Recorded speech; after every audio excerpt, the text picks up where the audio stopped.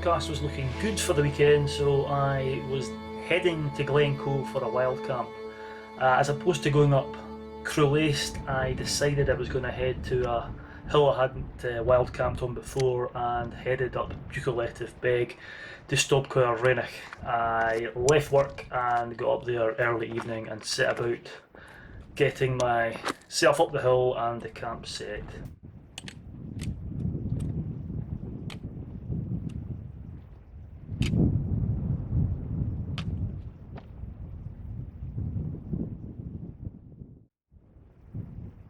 I'm here on Buachaille Etive Beag today, and I'm going for a wild camp up its northern peak, Stob Coire Raineach, and it's a bit overcast at the moment, but fingers crossed that this cloud might clear. But absolutely lovely. We've got Buachaille Etive Moor behind us, and you can't see this, but behind you we've got the Rannoch Ridge stretching out towards the west, and it's just absolutely fabulous. So the weather's good. It's the first day of autumn, and there is a wee bit of a chill in the air. I've got my duvet jacket and what have you. I'll be warm enough. So just about another 150, 200 metres to the top, and then I'm going to set up pitch and get some tea on. But what a place! Absolutely fantastic.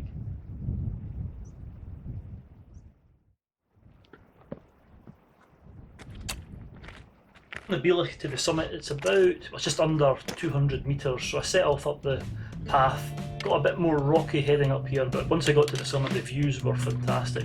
It's a great viewpoint for looking over the rest of Glencoe, so I spent a bit of time on the summit taking it all in.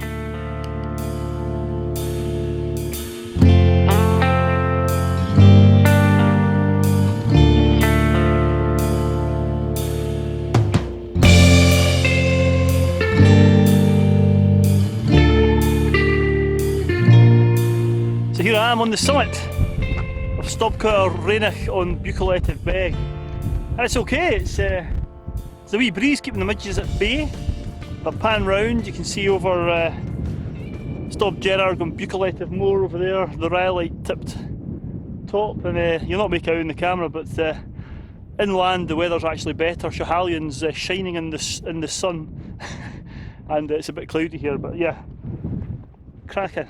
Look down Loch Etive, past Stob Do, and then down into Glencoe over here. So I think I'm going to head down this way somewhere and see if I can get a nice wee spot to camp. There's plenty of pitches available. So a bit different from the last time I was here.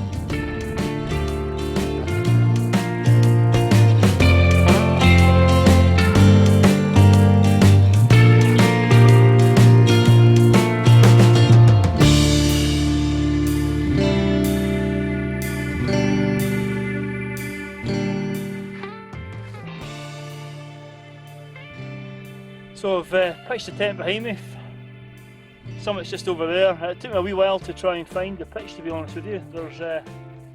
There's not any extremely flat areas quite close to the summit. I'm sure there are further down, but anyway, the thick ground mat that I've got has certainly helped. It'll even out any bumps and lumps underneath that are on the ground. So yeah, came up, did my usual ritual, got the tent up first after having scouted around for a site.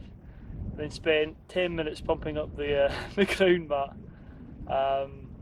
and then yeah, next step in my routine is usually tea, so I shall get my tea on, although I have forgotten my fork and spoon again, which has happened before, so I'll need to try and make something out of something which I've got to try and eat it. But anyway, the cloud's coming and going actually, it's not too bad. It's a bit chilly, you can see I've got my jacket on now.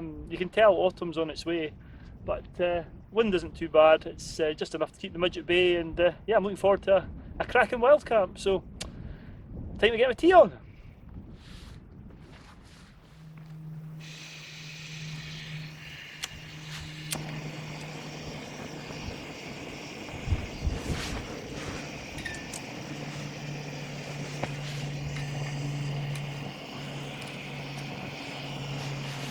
Well, it's about an hour till sunset, and it's actually clearing up a little bit. The cloud is breaking up, so I still don't hold much hope, but if it clears out to the west, we might get some of these clouds illuminated quite nicely. So I'm going to head up to the summit now and get the tripod out and see if we get any nice light for some nice pictures or some cracking views round about here. It's absolutely fantastic. So let's see how it goes.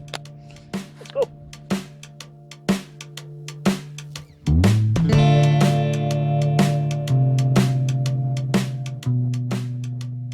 So I took a short walk up to the summit and waited for the sun to set. Unfortunately the cloud was a bit thick and it didn't really give me many opportunities to take any great shots, but I took a couple and they were okay.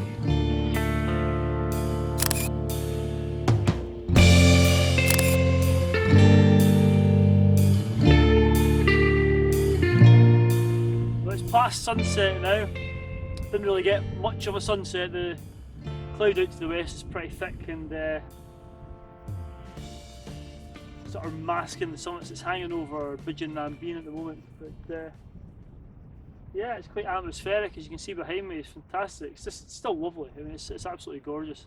Last time I was up here, it was it was Boxing Day or round about Christmas. It was a howling blizzard, and we had to hunker down behind some of the rocks of the summit. So this is nice to experience it slightly warmer. Although it's not that warm, my fingers are absolutely freezing, going numb. So yeah, I don't think there's any point hanging around, so I'm going to retire to the tent and hit the hay and hope for a glorious sunrise. Time will tell. Over and out.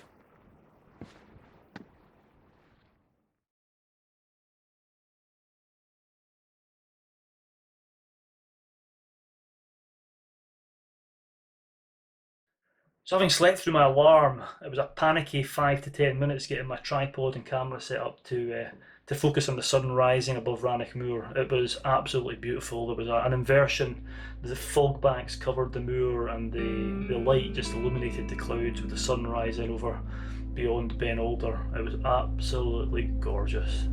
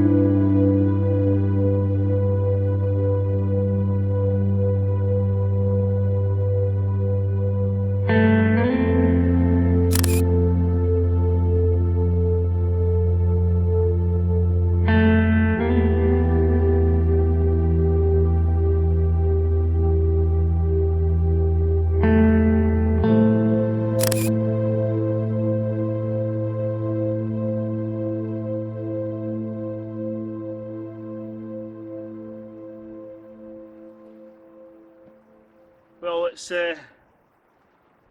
about 7 o'clock. Sunrise was at 6:15. I set the alarm for 5:15 and woke up at 12 minutes past 6. Slept right through my alarm. Yeah, it's first time I've slept through my alarm, and I got up. Didn't look like much was going to happen, and then I don't know if you can see, but over towards Rannoch Moor. there's a bank of fog and the sun came up behind it. It was just, it was lovely, it was really nice. So kind of glad that I managed to drag myself out of my pit. I'll wait to have some coffee now and maybe go up to the summit and take some more shots. Hopefully this cloud will clear, it's forecasted.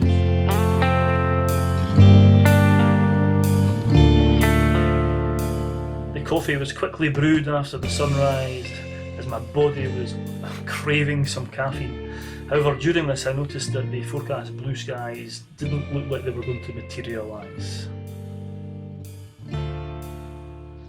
So it's getting near 8 o'clock now and the forecast said it was to be blue skies by now.